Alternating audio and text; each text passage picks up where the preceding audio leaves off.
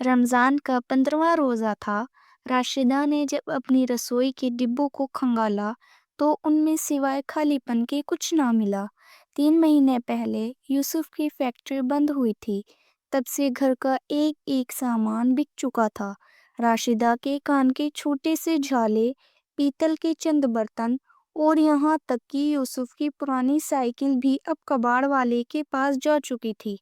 राशिदा ने आटे की खाली थैली को झटका तो बस इतना आटा निकला जिसकी 2 पतली रोटियां बन सकें। कोने में यूसुफ बैठा था।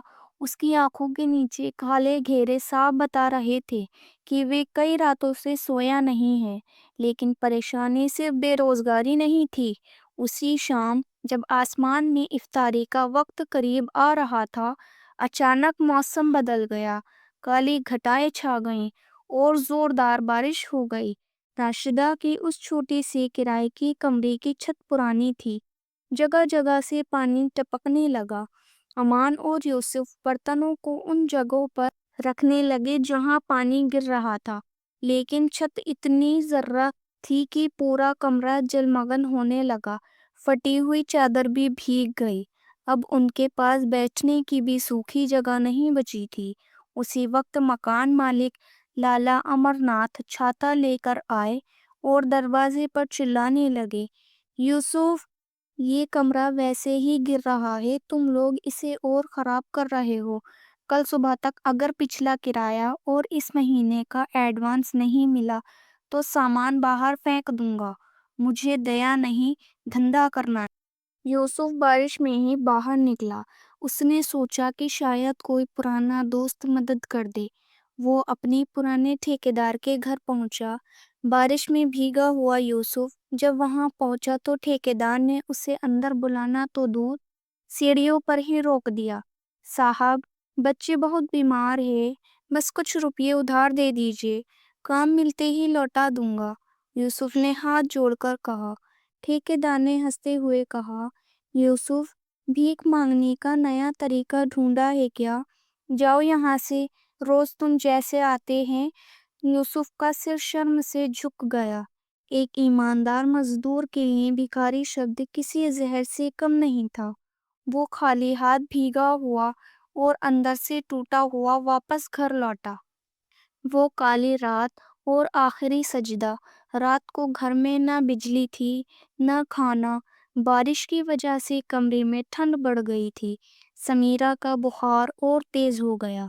राशिदा ने अपने भीगे हुए दुपट्टे को निचोड़ा और समीरा के माथे पर पट्टियां रखने लगी। यूसुफ जमीन पर बैठकर फूट फूट कर रोने लगा। राशिदा, मैं कैसा बाप हूँ, अपनी बच्ची को एक दवा तक नहीं दिला सकता। राशिदा ने यूसुफ का कंधा पकड़ा और कहा, घबराओ मत, जब दुनिया के सारे दरवाजे बंद हो जाते हैं तो ऊपर वाले का दरवाजा खुलता है। चलिए मिलकर उससे बात करते हैं। दोनों ने अंधेरे कमरे में टपकती छत के नीचे नमाज के लिए मुसल्ला बिछाया। राशिदा ने सजदे में गिरकर अपनी रूह निचोड़ दी। या अल्लाह, हम गुनाहगार सही, पर ये बच्चे मासूम हैं। तू तो रहमान है, रहीम है। आज हमारी इज्जत और जान तेरे हाथ में है। अगली सुबह बारिश थम चुकी थी, लेकिन यूसुफ के दिल का तूफान अब भी जारी था। वो फज्र की नमाज के बाद मस्जिद की सीढ़ियों पर बैठा था कि उसे किसी ने कंधे से झकझोरा। वो हाजी मुश्ताक साहब थे। उनके हाथ में एक थैला था। यूसुफ, तुम यहाँ इस हाल में? कल रात मैं तुम्हारे पुराने घर गया था। पता चला तुम यहाँ आ गए हो। दरअसल मुझे अपनी नई हार्डवेयर की दुकान के लिए एक मैनेजर और भरोसेमंद साथी की ज़रूरत थी। मुझे याद आया कि तुमसे ज्यादा ईमानदार कोई नहीं। हाजी साहब ने यूसुफ के हाथ में कुछ पैसे रखे और कहा, ये तुम्हारी पहली तनख्वाह और एडवांस है।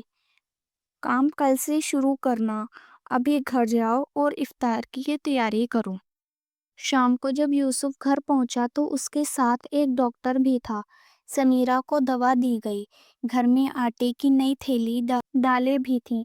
मकान मालिक का किराया चुका दिया गया और उसने भी यूसुफ की नई नौकरी की बात सुनकर اپنے تیور نرم کر لیے۔